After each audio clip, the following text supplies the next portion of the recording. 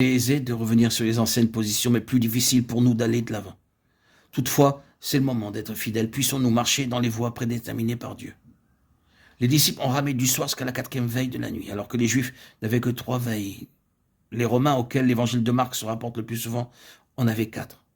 Or, le début de la 4e veille était à 3 heures du matin. Les disciples du Seigneur continuaient de ramer, car ils ne pouvaient pas retourner en arrière ni trouver de l'aide auprès de ceux de Capharnaüm. Si la période de la 4e veille est évidemment la plus sombre de la nuit, elle met aussi un terme à cette même nuit. Or, c'est précisément à cette période que nous faisons référence. Je comprends très bien que nous ayons tous des tentations et des épreuves. De nos jours, les tentations sont si féroces qu'il est hors de question de condamner qui que ce soit. Cependant, le plus grand péril aujourd'hui, c'est de se refroidir un tant soit peu, de faire quelques compromis ou de faire une petite sieste, car nous sommes réellement fatigués. Au début, il y avait de la force pour tenir ferme, car l'amour nous pressait. Mais cette période intermédiaire dure depuis si longtemps et la lutte est devenue si difficile qu'il est facile de se refroidir.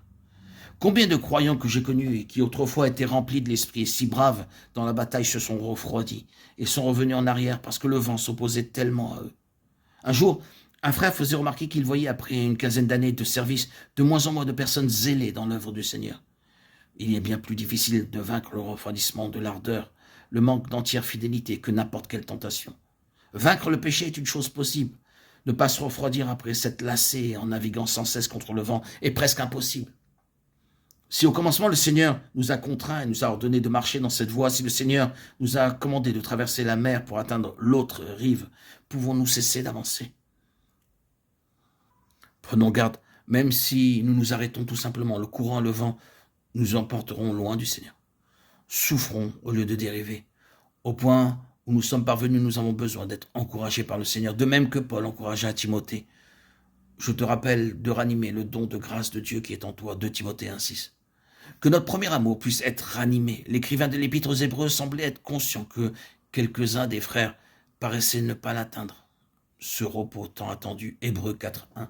C'est-à-dire que leur amour envers le Seigneur paraissait s'affaiblir. Et c'est pourquoi, plus loin dans sa lettre, il les exhortera à relever leurs mains languissantes et leurs genoux affaiblis. Hébreux 12,12. Le succès et le secret du succès selon Dieu, c'est de pouvoir persévérer jusqu'à la dernière demi-heure.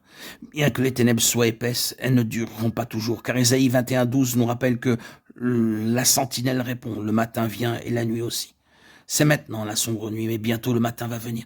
C'est pourquoi veuillez persévérer jusqu'à la dernière demi-heure, que nos regards ne se portent pas sur les ténèbres de la nuit ni sur les difficultés, mais avançons résolument. Il n'y aurait aucun gain à cesser d'avancer aujourd'hui. Il n'y aurait aucun avantage à nous relâcher maintenant, car presque aussitôt, l'autre bord sera atteint.